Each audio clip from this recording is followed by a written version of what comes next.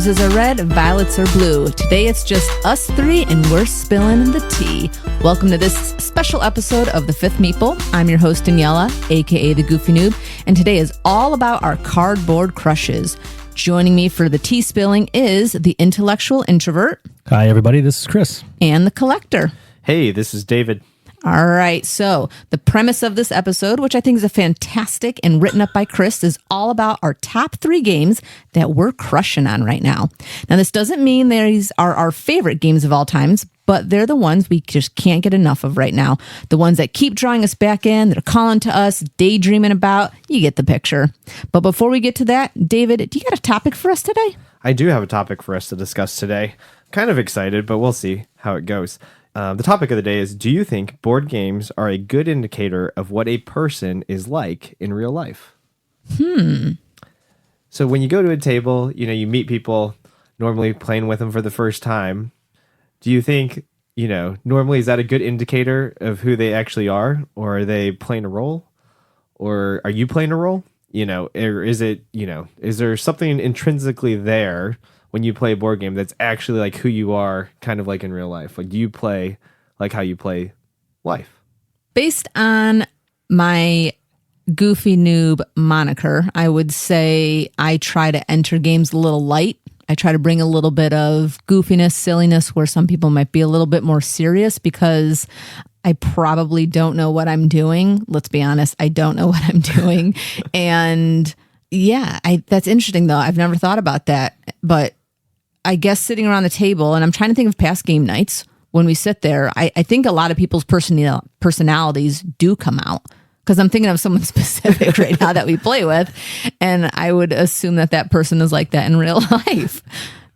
Chris, yeah, he's sitting there. He's calculated. He's thinking. He's a little bit goofy. He throws them out there every once in a while. He surprises me every once in a while when he's being like a little like crazy and chaotic. And then David, yeah, he's just like, let's just play, let's get it out there. Yeah, I would say that you guys, when I'm playing with you guys, I think your guys' personalities come out for sure. So I don't, like, what do you think, Chris? Yeah, I think so too. And yeah, I might get a little goofy, but I think that actually is me. If I'm getting goofy at the table, it's because I'm comfortable at that table. And if I'm not, then I probably am not.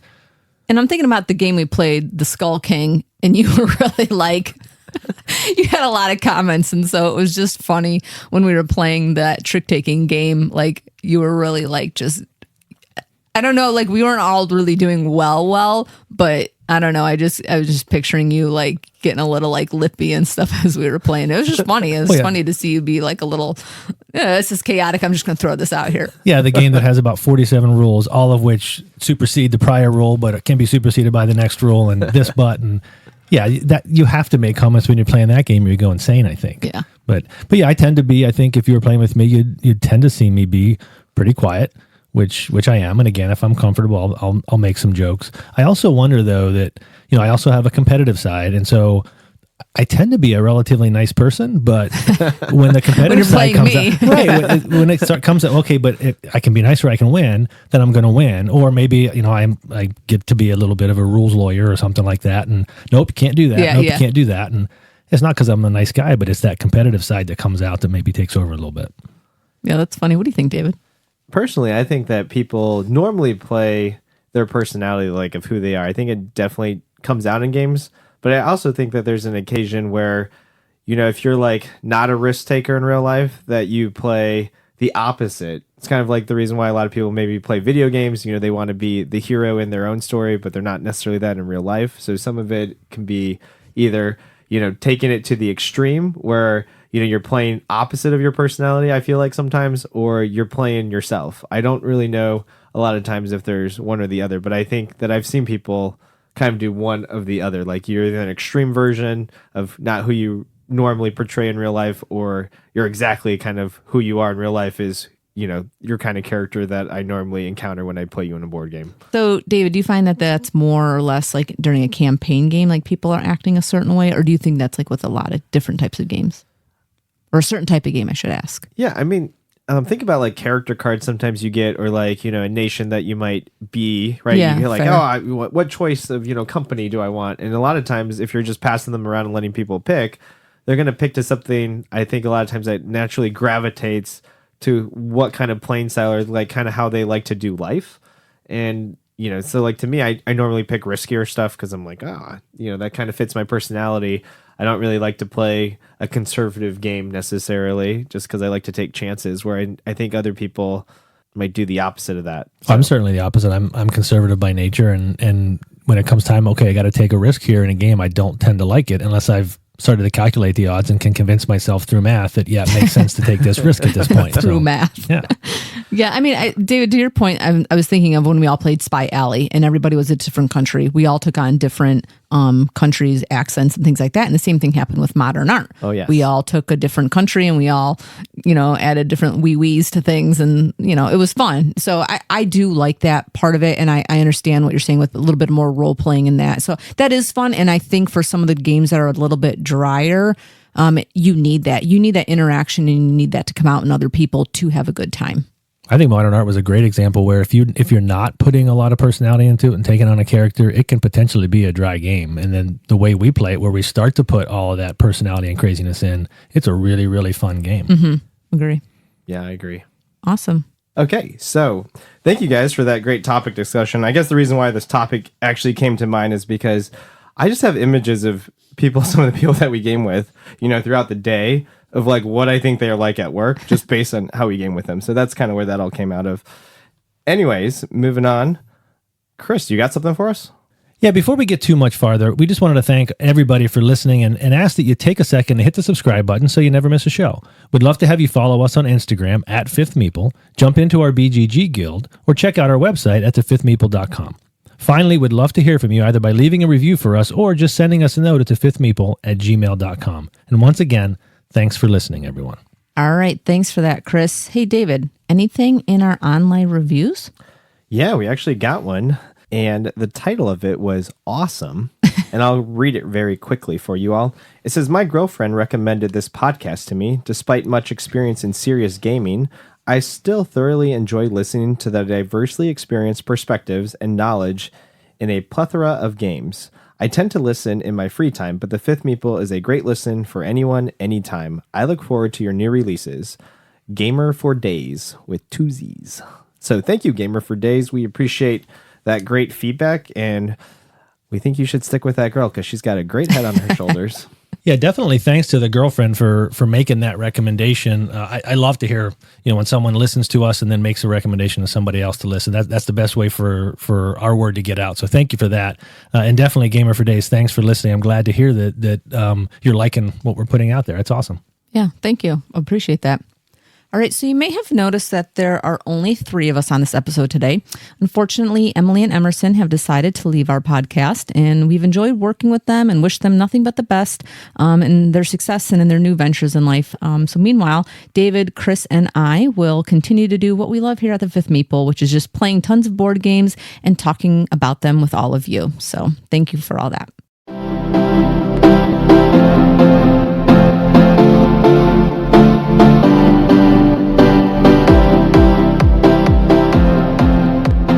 All right, let's get started. And so just so everyone knows, we have not discussed, nor do we know what each other's crushes are. I know some of us are hoping we're not crushing on the same board games, but I secretly would love a little cardboard crush triangle. Takes me back to high school. Actually, wait, that still happens because it's true of myself and Victoria and David Beckham. There's that. Anyways, Chris, why don't you start us off? Yeah, so my number 3, this one truly is a crush. So I have no delusions that my love for this one's going to last forever. But right now, I just keep coming back to this one. So my 3rd biggest cardboard crush right now is Seven Wonders Duel. This is it's a 2-player only game. It takes the basic concepts and mechanisms of Seven Wonders, and it condenses them into a 30-minute 2-player experience. Now, I got this game for Christmas from my son, Christopher, and we played it a few times before he had to go back to college, and I really, really enjoyed it. And I've been playing it multi-handed solo to explore it a bit more since then. Just real briefly on the rules, there are 3 rounds called Ages where players draft cards. Most of them have a price in gold or resources, and a lot of the cards give you different things, whether it's resources, money, victory points, whatever. There's 2 special types of cards, military and science, that give you alternate ways of potentially winning the game, but also alternate ways of getting points as well. And in the end, if neither of those immediate win conditions comes in, you finish the game, and the player with the most points from all those sources wins. So this, in my mind, is just a wonderful little game. It's consistently taking me literally 30 minutes to play every time I play it. So it's always good if you're just looking for a quickie or something. There's enough meat in there to keep my interest, but it's also relatively simple to grasp and quick to pound out. So I think I'm out of puns and double entendre. So that's Seven Wonders Duel. It's my third biggest cardboard crush right now. All right. So Seven Wonders Duel. Anything else that you'd like to say about that? Who do you normally play this with, Chris? I play with myself.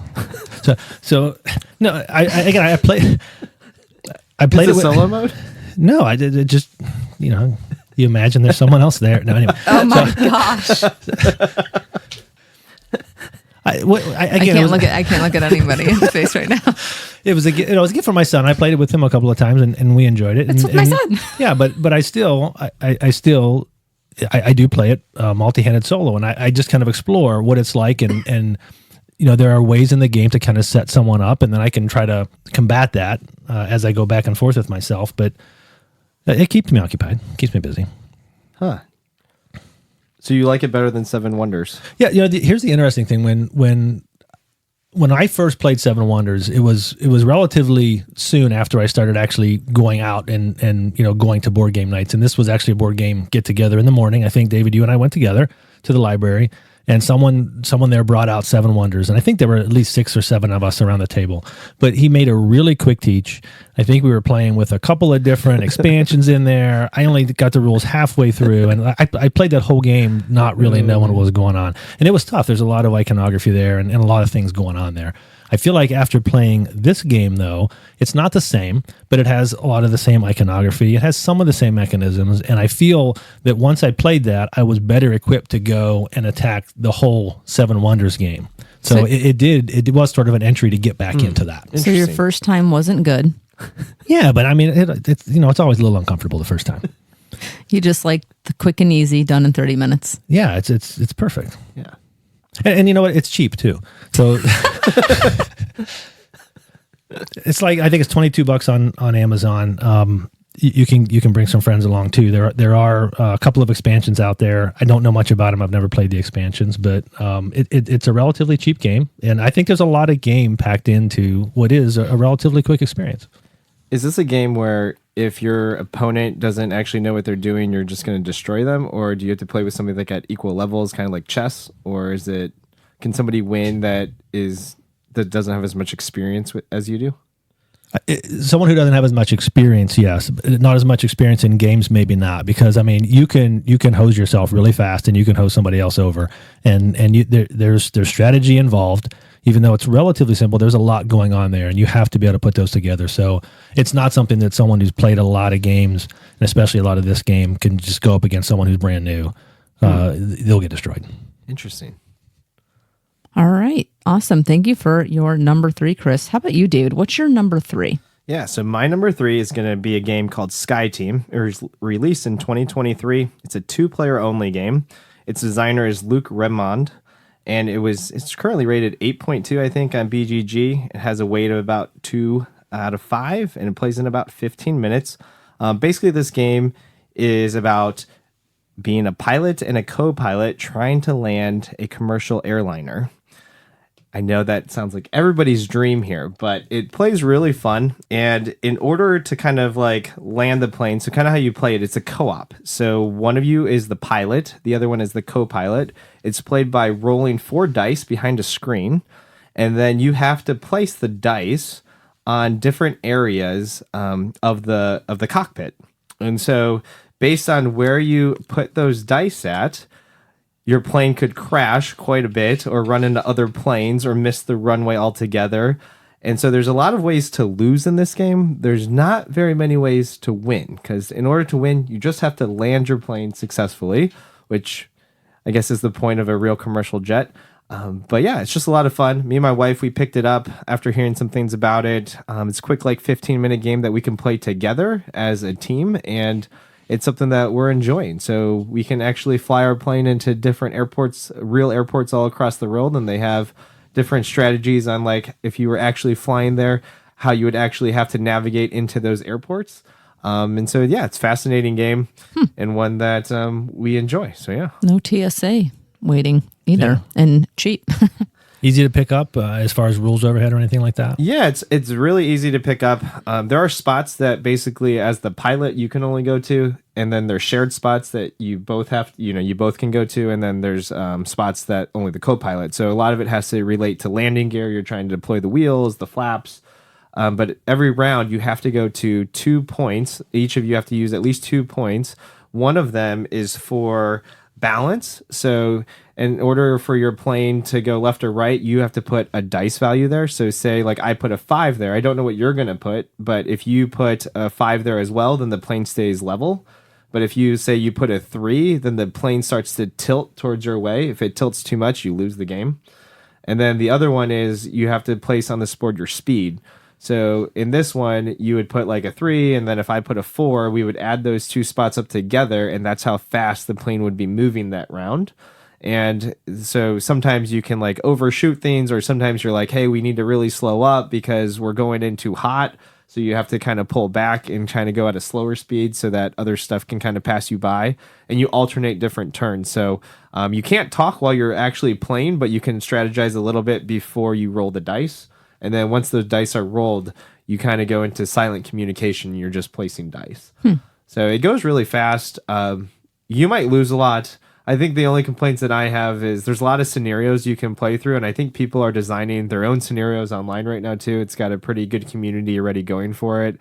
The pieces, though, are pretty small. So if you have big hands or large fingers, in some of the pieces, when you have to move them back and forth to turn switches and stuff on, yeah, it's a little bit tough. Need the right hands to turn the switches on, for sure. I know. I can't really get in there. Anyways, but the price right now, it's going on Amazon for $29.99, and I think I picked it up at a local board game store for the same price. So, you're around $30 for this game, but I think me and my wife, we played it like 8 or 10 times already, so we got our money's worth. So I feel like is there a lot of luck in there then, or like how much do you feel you really control your destiny, and how much is just luck of how things work out? Yeah, so there's a spot where you can go to if you have a dice that you can't really use. It's a coffee break. So if you go and you spend a dice at the coffee break, you can get a coffee for your team, and then that basically allows you to adjust one of your dice up or down by 1. So, if you can store up to like 3 coffees, and you can use like all 3 of those coffees on 1 dice if you had to. I will say the best moments of the game are normally towards the end, because you're kind of right on that edge. Are we going to win or lose? It could be on a dice roll, but there's a lot of stuff to mitigate that too. So a lot of times it's really close to, are you landing or are you crashing? And it's kind of funny how really close a lot of the games come down to, just a tad bit here or there, what kind of sequence you went in earlier. Because certain things can only be placed in a certain sequence. So you got to know when do you want to start going after different things, because it makes other stuff harder. So if you start putting landing gear down too fast, then your plane starts to really slow down, and you can't actually go faster because you have landing gear, deployed. So it's a very interesting game. So yeah, if you like anything like piloting, go for this game. I feel like that Chesley Sullenberg should own this game, the guy who landed that plane on the Hudson. That'd be a good game for him. Oh, yeah. It's fun. Send him a copy. So, Daniela, what is your third Cardboard Crush game for us? All right, guys. As a goofy noob, these are all going to be goofy. All right. So, stay with me. Camel Up, number 3. All right. So this is a game for up to 8 players, and you bet on 5 racing camels, and you try to suss out which one's going to take first place and second place in a quick race around this pyramid board that they have. And the earlier you place your bet in it, the more you can win. And should you guess correctly, of course, you're making out. Camels, though, they don't run neatly, which is kind of what this game is prefaced on. And so, however, sometimes that they're landing on top of other pieces that are going around. And so some can be carried over the finish line, which is kind of like an interesting part of the game. So then it's who's going to run and when, and all that depends on how the dice come out of the pyramid dice shaker, which is, it's kind of a poor design, but it actually is really cool in theory. So I really like that piece of that. And then it's really just about what comes out of that, and it's a lot of betting, it's a lot of gaming, it's a lot of just chance. So the game's not complex, all right, but you're gonna have fun with it, and sometimes you just need that game to take risks with and know that no matter what you're doing, it's gonna be a good time. So this is that Cardboard Crush for me for number 3. I just had fun playing this the one night. Pete, who actually owns this game, brought it to our board game night, and we were all standing around the table, and he has the original version. I think there's another version that's actually coming out, I think via Kickstarter. But he actually bought Egyptian money to play with. And so he had the Egyptian money, and he was there, and we were kind of like placing bets. And it was like, it reminded me a little bit of like standing around some type of like craps table and just like placing our bets and moving the camels around and seeing what was going to go around. And as they're going around in circles and circles, you don't even know how it's going to end. But, again, I said the pyramid was, it's a cool design in theory. It didn't really work with the rubber bands and how it was built. But it was fun, and I liked playing that and seeing what kind of dice the pyramid spit out, I guess. Again, chaotic, but fun, and I don't know. It was just just kind of what you needed on a random night of just funness. We ended the game night with it, and I don't know. I keep thinking about him. Yeah, I've also played that game quite a bit. I do think it's a good gateway type-ish game where, the more people you have and the kind of that party atmosphere going, I think the better that game is. So I would agree with you. That game's a lot of fun for what it is. Yeah, I think the theme came out. It was very much like, oh, we're in the Middle East. We're watching like these camels race around this track. It was goofy, right? It's just, exactly. It's a fun thing to throw on the table and know you're going to have a good time with this one. So. Yeah, I've only played that a couple of times, but I had fun every time I played it. I think there's still, it's simple, relatively simple game, but I also think there is a right way to approach it. I talked earlier about being conservative. I think you need to take some chances. Yeah. But also hope those chances pay off and just kind of put yourself in position to hop on top of someone and just ride for a while and see where ultimately you end up. But I can remember the one game we played, David, where I think you were in a position where you made a move and like, okay, there's no way that's going to work, right? And you're like, well, if these 7 things happen, then I can win this game. And gosh darn it, if all 7 things didn't happen, and Dave rides to victory, and it was like that was crazy, but fun the whole stinking time. It was just a fun game. Yeah. All right, guys, those are great picks, I think, for our number 3s. How about our number 2s? Chris, show us what's behind curtain number 2 for you and your crush. Okay, so this one I have some deeper feelings for, and I feel like there's real staying power here, but I just can't get to the point of committing to this one. So I play this one a lot on BGA, but I don't see myself ever taking the plunge and actually buying this because I can get what I need without it. So my second biggest cardboard crush right now is Planet Unknown. This is a polyomino tile drafting game that we actually talked about in detail during our very first episode. So if you're out there listening and really want to hear our opinions on this one, check out our pilot episode where we really go into depth on that. But in general, in Planet Unknown, you have a planet, it has a square grid overlaid on it, and you're drafting tiles that are going to have 2 different resources shown on them, and you have to fit them on your planet to terraform it. And as you place those tiles on the planet, you advance along one of 5 different tracks based on whatever those resources were. And those tracks give you bonuses, help you in a variety of ways, fill your planet, etc. There's a variety of different planets and factions to choose from that really, to me, keep the game fresh every time. You can just kind of try a different combo and try to figure it out, see how it works. There's a lot more involved in that game. I won't go into detail it here again. We talked about it in our earlier episode, but I mean, I didn't even touch on the cool Lazy Susan, the event cards, meteorites, life pods, and there's a Supermoon expansion coming out this year, I think it is. So there's a lot to like in this game. I really enjoy it. Again, I can't commit to it. I don't own it. I don't see myself buying it because the price, I think it's like $130 on Amazon or something. Too much for me. But it's available on Board Game Arena, and that's where I've been getting my fix. So I think I've played something like 70 games over the last couple of months. I keep going back to it. I can't stay away. That's called a lover. I was gonna say, it's that supermodel that's like you can't commit to it. Too expensive, too highbrow. Yeah. And the game has a solo mode, which is perfect for me. And so that I think it actually works better on BGA in the solo mode because there's a lot of calculating you have to do, and the computer just does it for you. So I think that works out really well. It's a fantastic game to me. I keep coming back to it despite having played it so much already.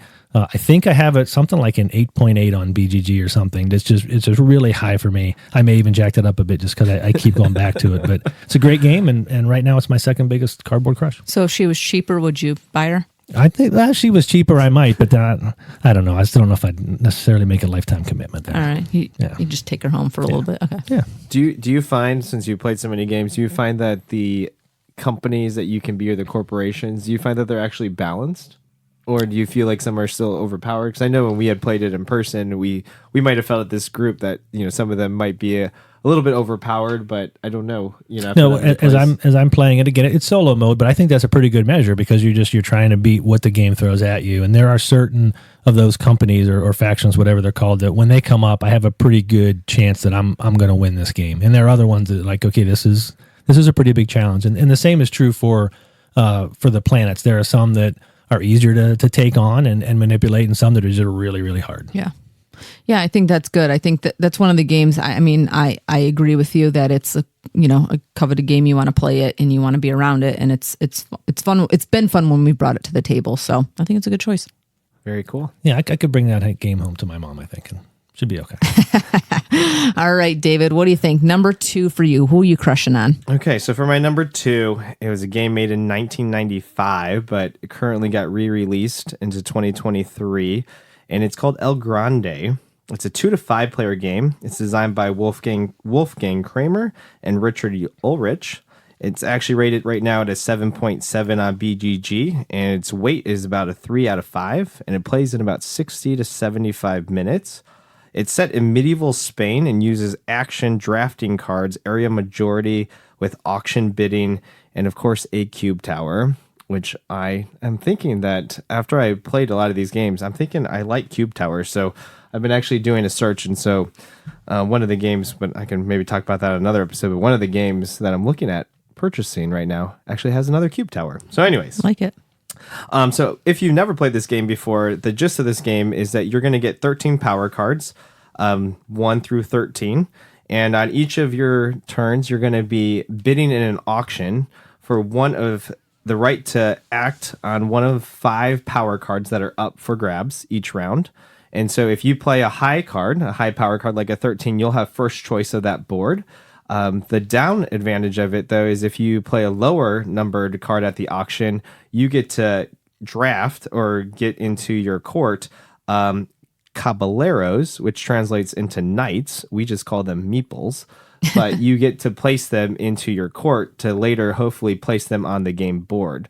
Because a lot of what you're doing on the game board is you're trying to manipulate it so that in the different territories that are out and represented on the game board, you have the most caballeros or knights in those regions to score points. So the game is played over 9 rounds. At the end of each of the 3 rounds, so it's played over 9 rounds, but after the end of the 3rd round, 6th round, and 9th round, you actually score. So there's only 3 scoring rounds during the game.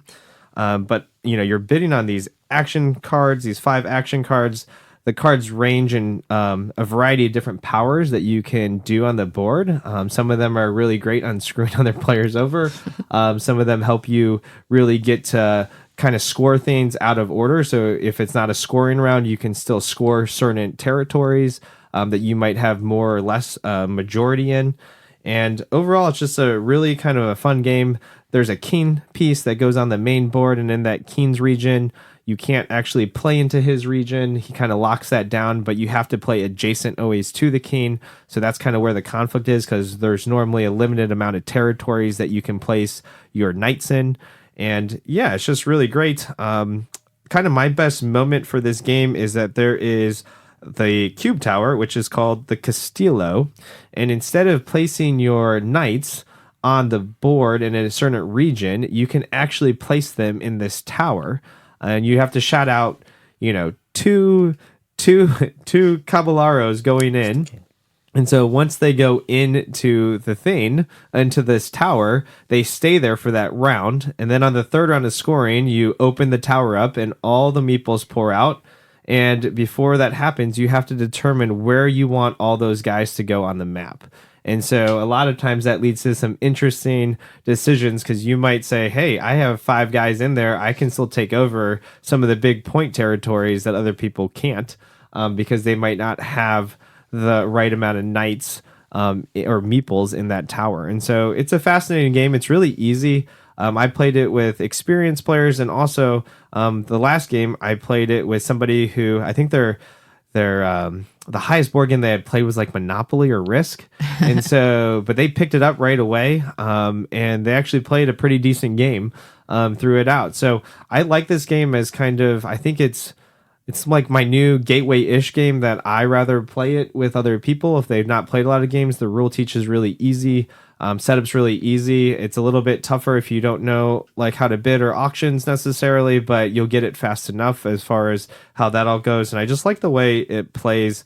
So I would say it's like Gateway Plus, but I like to bring it out as a gateway game because the teach is really easy. I will say, I think the one negative I had about this game, or the one thing, is that there is a little dial that you have to do for the Castillo. And for the pieces that we got, at least, I think, Chris, you had played with some of these pieces, but you're supposed to select your secret territory and place them face down. And a lot of times the dial or the arrow is actually super loose, so it actually doesn't stay there. So that's kind of one of the things when you flip it over, sometimes you're like, oh, I actually put it here. So there is a little bit of honesty, at least in the version that we have, just because that piece kind of doesn't work the way I think it should. But you know me, I'm a collector. So right now you can buy this game for $40. It's only at local stores, like local gaming stores or gaming websites. It's not on Amazon or anything like that. And I think I got my copy for $35.99 at one of our local stores around here in the Cleveland area. Nice. I think, yeah, I think that's definitely it's a good girl next door game. It's cute. It packs a punch, but there's a little bit of what you said, still a little bit of issue there. Yeah. So. Yeah, I had this written down as like one of my side pieces or something.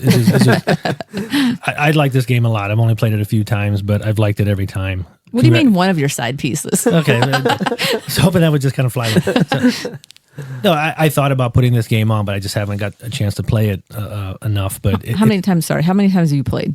Just a couple. Okay. Yeah. I've only played it once, so I was just interested to know that how many you did. But I enjoyed it every time I played it. Congratulations on pronouncing Caballeros right. I think that might be the first time. But what I find really fascinating about that game though is, I mean, it's not that long. I think it took us hour 15 minutes, hour 30 max or whatever, at 4 and 5 players. And in that time, you're only really taking 9 turns. But there's so much wrapped into those 9 turns. Like you don't finish saying, I only got to play 9 turns. You finish that, wow, I just played an hour and a half worth of a game or whatever. Mm-hmm.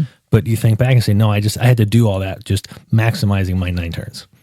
Yeah. Yeah, I think it packs a punch, like you said, and the simultaneous, like everybody's looking at those cards that are on the side that you're going to have to pick. Everybody's going to get one of those cards. So if you're first player or whatever that shakes out, you're constantly watching and looking and seeing what other people are doing. I thought it keeps you engaged. So when that hour and 15 goes by, you're like, wow. Yeah. So, yeah. I also thought this is a game that plays, for me at least, I liked it better at 5 players than when we played it at 4. And I think I'd just, the more players, it was like, hey, there's 5 cards. No matter how many players there are, there's 5 cards out there. So when you're playing with 5, that player turn order really gets tight and really gets important with respect to how you ultimately play that. Yeah, I think this is one of the games I'm definitely looking for this group to battle against something. I like that it's an old design. They kind of brought it back and with some newer graphics and some little updates, but I think it does stand the test of time. I think the game design itself is really good, and it's still a good design even with today's modern games. The one that you have is the newer one, the 20. Correct. Okay. Yeah. The other one was really hard to find, out of print. eBay. Gonna cost you a pretty penny. Yeah. Daniela, what do you have for us at your number 2 spot? All right. My number 2 crush is, drum roll, Altiplano. Really? Yeah. Wow. All right. So this is a bag building game that's kind of like Orleans, and the game is set, or rather themed, I should say, in the South American Andes, which is also called the Altiplano. All right. So the competition is for limited resources, and it is just considerable like it was in Orleans. But the greater focus in Altiplano is on the building of your own production to be the best it can be, or at least be better than the other players. So the object of the game really is for the players to use their own goods to produce more goods that would be worth points in the end. Each player starts with a unique role title, giving them access to different goods and methods of production. And then players have limited access to production at the start, but they can acquire additional production sites during the game that opens up new options. And there's various types of goods. We had fish, alpacas, cacao, silver, and corn. And I did look up cacao because I was like, is that cocoa? And it wasn't. It is the pod that supports the cocoa. Anyways, I didn't want to be the caballero or whatever David was saying. So, all right. Reasons I am crushing on this game, though, is the theme reminds me of Disney's The Emperor's New Groove. And I really, really like that movie, and it's very cute. And the front of this board game is just very cute with the alpaca on it. It's fantastically laid out. It really makes you look twice at it. When it's set up on the game, or I should say when it's set up on the table, it's colorful, artistically, and just really nice to look at, which is what you want in a crush, right? Something nice to look at.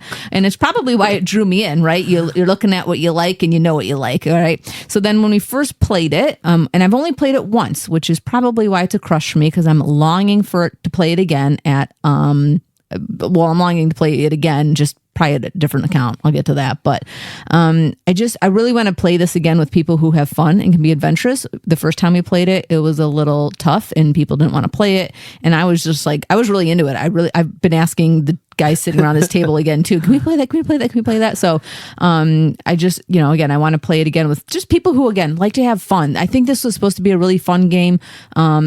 You can't play this with indecisive people. You're never gonna go. It was a really long game. I remember that. But it's a bad game. It's chancy. It's fun. It's something to, I think, just get out and play. And I just think there's a lot to discover in it. And there's a lot to discover in crushes as well. And even though, like I said, I've only played it once, it keeps calling to me. And I believe in my gaming world, it has the potential of more that I've not yet discovered yet. So I'm interested to see what that is. Yeah, so what I heard there is you're begging for it again. So, begging. Yeah. No, I've only played it once as well, but I feel like the first half of the game when I was playing it was, okay, I really don't understand what's going on. How can I make this work? And then the second half of this game was, all right, I'm really enjoying this. I want to play this again now that I understand what's going on. Yeah. And we haven't gotten back to it yet. I would love to get back to this one again. It was definitely the David method. Just play, see what happens, throw it out there, make some things happen on your board. We all have played Orleans before, and I think it was kind of a little takeoff of that, which, yeah, by the time we got through a couple rounds, I can't even remember how many we played, but it was moving, and I think, people, you either were having fun with it because you wanted to see what you could make, and you had steps ahead of you that you really knew you wanted to do and where you wanted to build your produce and product and go off on. But, again, depends on who you play with, kind of like our opening question. Yeah, I wouldn't mind getting that game back to the table. I think there's a lot to explore there. I think that there's, we just scratched kind of the surface. I think the couple times I had played it, I still don't know if I know exactly all the different strategies going on. I kind of just focus on one or two elements of that game and try to just maximize those two things. But yeah. Yeah, I remember the storehouse. I'm not sure we all quite understood how to best use the storehouse. Yeah. So, yeah. That's my number 2. Now that's an out-of-print game now, right? That is an out-of-print game. Yeah, they, right now. They don't make them like that anymore. The nerve. I'm going to have to go out and buy one. Yeah. No, I'll just use David's. Who am I kidding? I'm not buying one. I'm not committing to this. Let's be honest. It's a crush.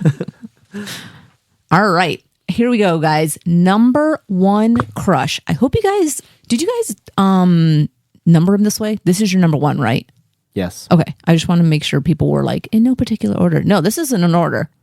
All right. Yeah. Chris. Yeah. Number 1. I am on the edge of my seat. Okay. So I talked about Seven Wonders Duel. That was just like a fling for me, right? And I talked about Planet Unknown, and I just can't fully commit to that one. But I guess let me start by asking you this. Do you guys believe in love at first sight? Yeah, I've had like at least 50 of those. Of course. Who doesn't? Yeah, well, I'm telling you, I think this one I'm going to talk about here, this one has staying power, and it might just be the one. Okay, I played this game for the first time at a New Year's get-together. Right here on this table that we're recording at right now. We started the game at 12:30 a.m. Oh gosh! And I knew by 1 o'clock that I was in love. Right, I was in love. What right about after by that. 2? Yeah, no, by 2 I was like, okay, I'm ready to commit. So my number 1 cardboard crush right now is David. You know it? I think I do know it. Is it Maracaibo? It is Maracaibo, yeah. So in Maracaibo, you're the captain of a mercenary ship, 17th century Caribbean, and you're talking about, pretty to look at. This is a beautiful game board. You play by basically moving your ship around this giant rondel. It encompasses the entire board. You can move as much as you want, so go as fast or as slow as you want, whatever, however you're feeling it. And if you stop at a village space, the farther you went, the more actions you get to take, or you go to a city space and can really start to explore and have an adventure, complete a quest, and so on and so forth. So I'm not gonna try to explain everything because there's a lot in this game. It's pretty complex, relatively heavy from the standpoint of everything that is going on. If you really want to kind of balance it out, Chris likes those big girls. Yeah, I like them. I like them heavy. So, but there is a limit, But I guess some of the highlights for me, as far as what really kind of calls to me on this, you're managing this hand of cards that you buy along the way for points or abilities, and there's just a huge set of cards that come in the game, and you only use a certain amount in each game, and so every game you're starting to see different cards that you didn't see in the last game potentially ever. So that's pretty cool. There's a combat mechanism, pretty straightforward once you pick it up. And since you're a mercenary, you have a lot of freedom of who you fighting for now, who you're trying to get influence with. There's adventure track where you can kind of move up. Everybody has the ship with 12 different upgrades, so you can choose which direction you go there. And then there's this resettable campaign mode that actually changes the board literally mid-game as you're playing it, just like things are happening in real life. So I think this is a real deal for me. I love this game. I played it. I immediately knew I needed to own it. I tried to be responsible and wait and see if that need continued. I made it about a week, and then I bought it. It's on the higher side. I think the real price is like $75 to $80. I bought it used, but I got a really good copy at like $35. Wow. So it was a cheap date that ultimately led to a lifelong commitment. So I think that was good. So that's Maracaibo. It's my number one cardboard crush, and I think it's going to be in my top 10 for a long time. Is that your first purchase of the new year? That is my first purchase of the new year. There it is. I've only had 11, the one. Got 11 left. Got 11 left. Yep. All right. I have not played the game, so I cannot comment. But if I get to play, and I hope you'll teach me, I hope to steal that crush from you. Yeah, I remember that night. That was a night. That was a doozy. New Year's for sure. I mean, I definitely enjoyed that game. I don't know if I was at the level Chris was at yet, but that could be determined. I only played it once. I think Chris had a better go of it than I did. I didn't know what I was doing for about half the game. Chris, shoot a shot. Shot a shot. Yeah. I didn't want to get in there. I didn't want to get a 3-way love triangle. So I just slowly backed my way out of there. There that you go. That's a good wingman. Good job, David. Yeah. I love that in a guy. Yep. Our first game was long. Okay, it was very, very long. Wait, how long was it? What time did you start? We started at 12:30. We finished right after about 4 in the morning.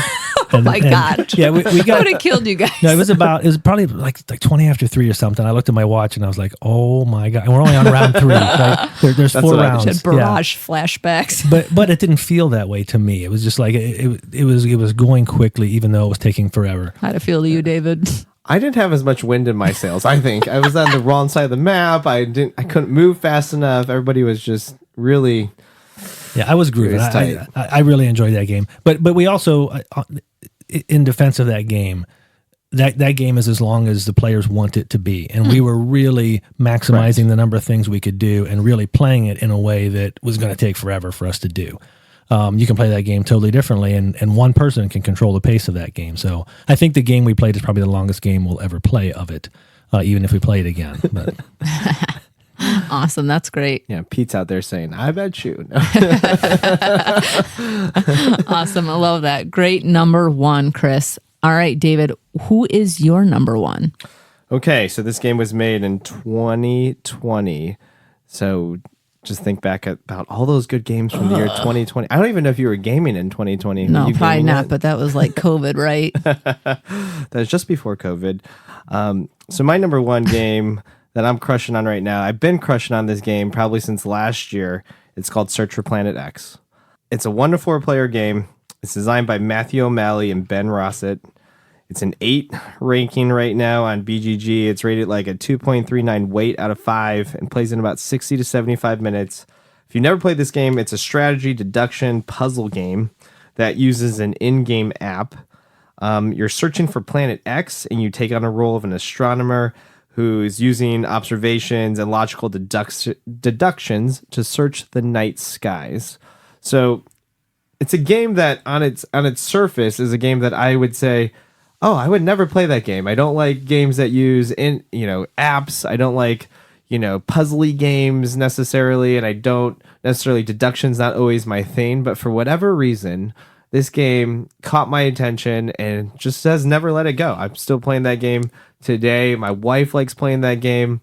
Her sister, Ruth, which we play a lot of games together, and we don't agree on a lot of games that we like together. This is one of the few games that we both want to get to the table as much as possible when we see each other. And so maybe that's why I like it a lot too. But it's just such a great game.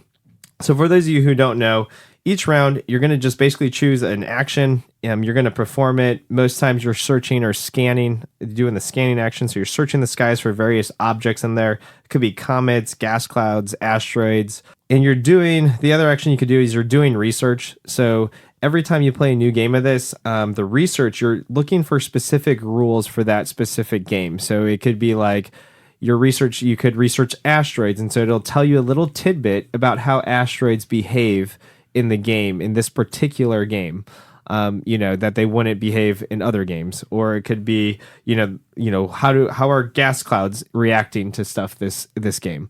And so you're doing little research actions like that. And how you score points is you're publishing theories in the game about what planets or objects are actually out there in different sectors of the sky.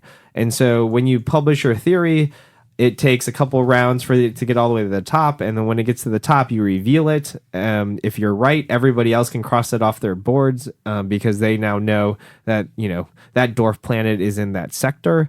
And so you're just trying to solve this big puzzle.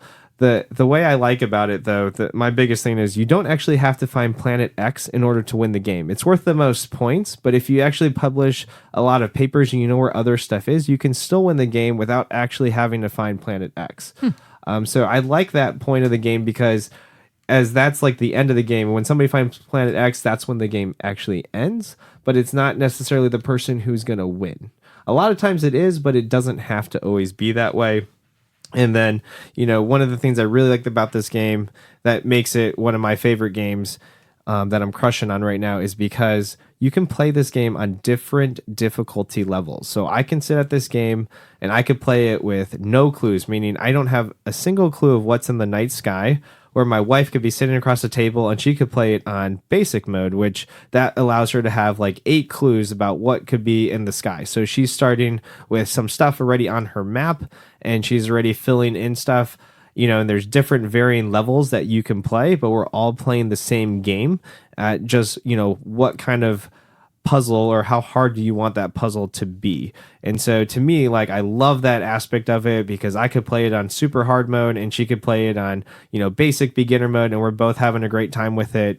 And at the same time, normally at the end of the game, our scores are competitive, just because I play it a lot more than she does.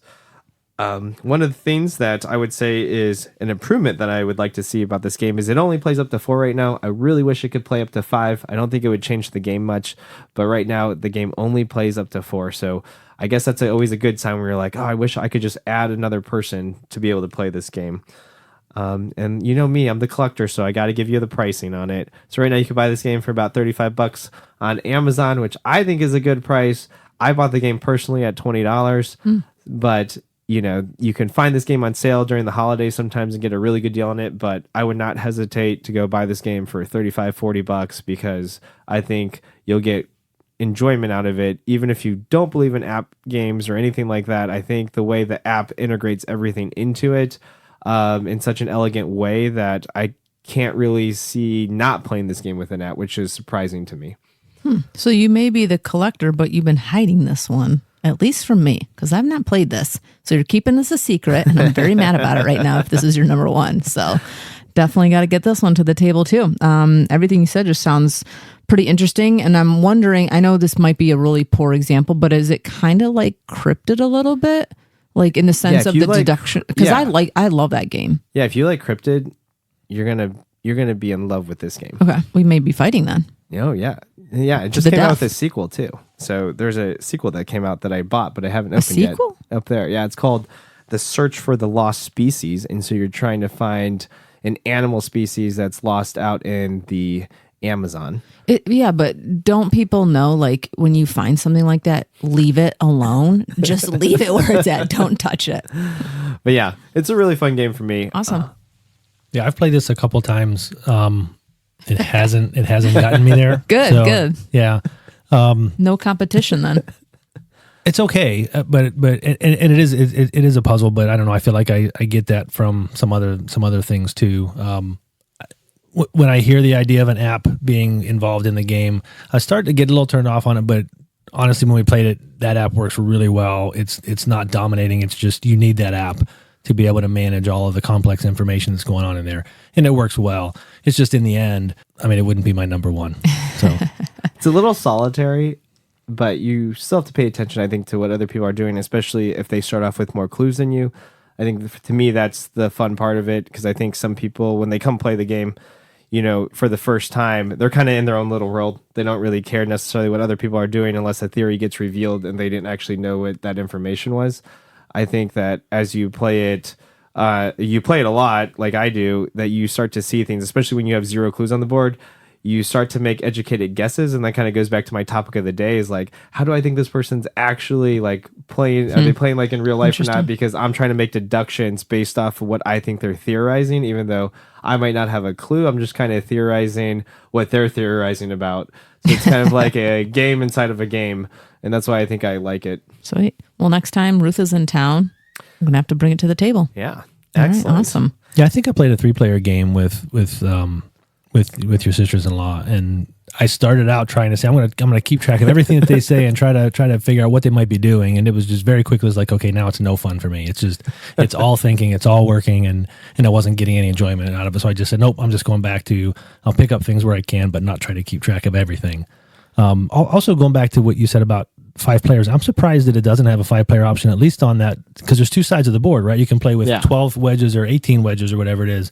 I would think there's no reason you couldn't go 5 players on that side, I would think. I know. I don't know why, but yeah, there's only 4 players. Yeah, unfortunately. That's why, Danielle, you probably haven't seen it a lot, because it's harder to get out with our group. Yeah, for sure. Just plays 4. Anyways, moving on. Daniela, what is your number 1 cardboard crush for this year? The big reveal. Anybody got any ideas? I did, and I forgot it now. What do you think, David? Oh my goodness, we played so many games. I know. Let me think, because I think I have this one. Okay, give me a minute. All right, I thought I had it. Am I gonna? Do I have a? Is it Ink and Gold? No. It's Draftosaurus. I was thinking it might be Shogun. You would be right. Oh, Chris Cube knows, Tower. I love it. Yeah, Chris knows my tricks. All right, so Shogun is my number 1. So this has taken place in Japan during the Sengoku, or the Warring States period, and each player assumes the role of a great daimyo, lending their troops to conquer the provinces of the Japanese islands. Each daimyo has the same 10 possible actions to develop his kingdom and score points. Each round, the players decide which of their actions are to be played out and in which of their provinces. If the battle ensues between opposing armies, the unique cube tower, again, David just loves the cube tower. I do too in this one. It's great. And plays the leading role, which the cubes represent all the troops from both sides. They're thrown in together, and those that fall out at the bottom show who has won immediately. Owning provinces, temples, theaters, and castles means points when scores are tallied at the end, or even just during the warring part. This game just allows for more interesting combinations than simply rolling dice or the dry 1-for-1 Euro style kind of trade as you go, because you don't necessarily win by controlling the most territories, but by controlling the most structures and provinces combined. So there's a little bit more to this one. And then whichever daimyo has the highest number of points at the end of the game becomes the shogun. So I really like this. I'm crushing on this one. It's my number 1 right now. I want to get it back to the table. And again, when we played this, I really was in love. It was so fast and easy to pick up on, but there was a lot to it. It looks nice. It isn't heavy at all, unlike Chris's. He likes the heavy ones. But it was a good length. It played well, it interacts with everybody. And for me, again, it's just the belle of the ball. This one had, again, the trick up his sleeve, which was the dice tower. And you're just waiting for what comes out of that dice tower to see what's going to be revealed and who wins. And sometimes you don't even remember what's all in there as you're playing it. So very interesting. I love the layout, the period that this takes place in too. I had just watched Blue-Eyed Samurai on Netflix before this was playing, and that was all with the Shoguns. And I don't know, I was just really into it. So that's kind of like where I'm at with it. I really like the battle phase, and the game's just calling me. It's all that you can ask for in a crush, and it is pursuing me, which I love. You just love those out of print games. That's Oh my gosh. Yes, Shogun's actually out of print right now too. So yeah, That's an old game though. Is that 90s? Really? I'd have to look That that looks one like a up. brand new game. Yeah, and Like the graphics aren't like outstanding, but 90s is probably too far back. I remember thinking it was. I mean, it's more than a decade old, right? yeah, it's pretty old. I yeah, can look it up real quick. I remember it's not newer, but I guess I maybe thought it was still in print because David's version Yeah, is. that's a good looking box. 2006. Okay, so not 90s, but getting there. Not 90s. Getting there. Get in there. But yeah, and Yeah, I that thought game actually took us, well, I think the game you're referring to, Danielle, if I'm right, it took us 3 hours is what I had. Did it really? When we played with But it Pete, didn't seem like 3 hours, so I understand what you're saying. Pete and Dave. Yeah, Yeah. I don't know. I was Yeah, just so same with me fun. and Maracaibo. I don't even realize it. It's Yeah. just time just goes by. Yeah, it's and- just hearts and flowers.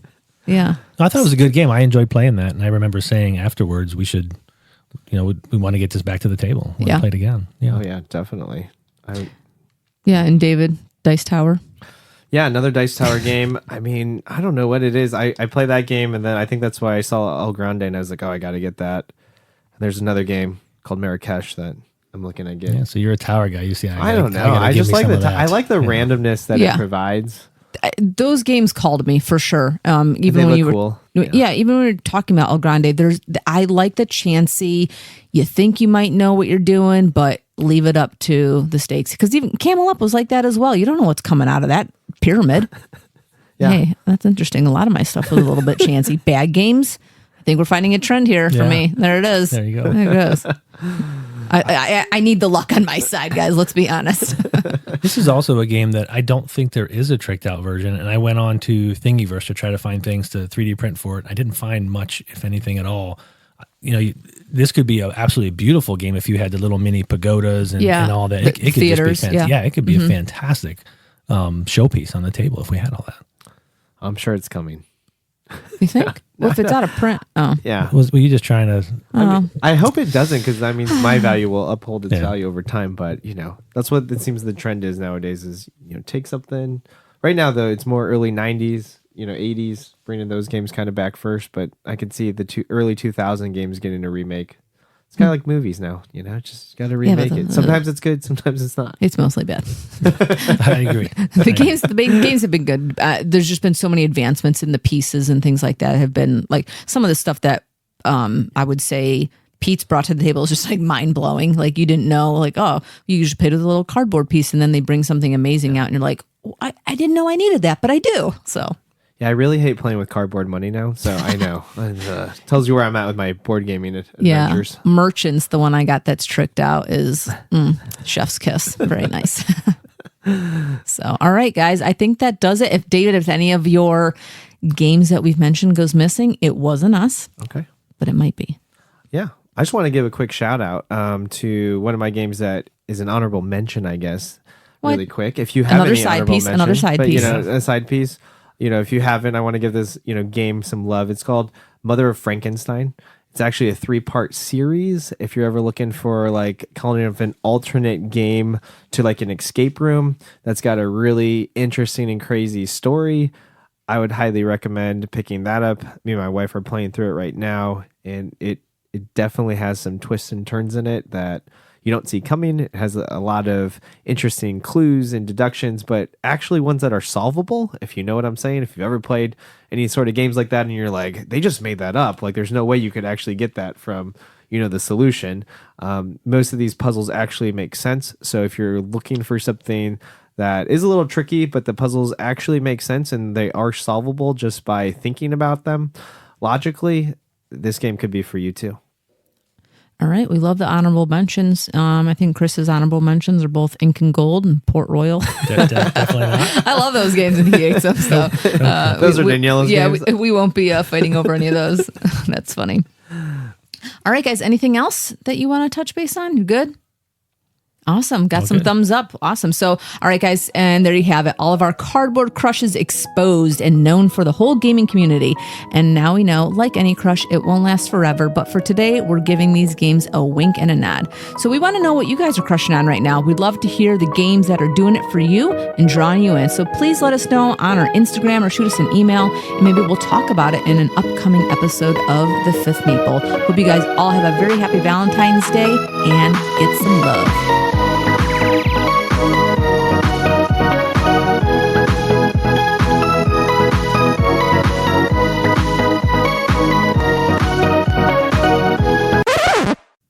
I think based on my goofy noob monkeyer moniker, is that the right word? Moniker. Records. It's not monkeyer. There's a bleep. Okay. I don't remember that. You did. You called me Julia. Okay. I kind of remember that. All right. Awesome. Thanks for that topic discussion. That was so good. I had not thought about. Bleh. Yeah, it just didn't flow into what I had written here. Okay. All right.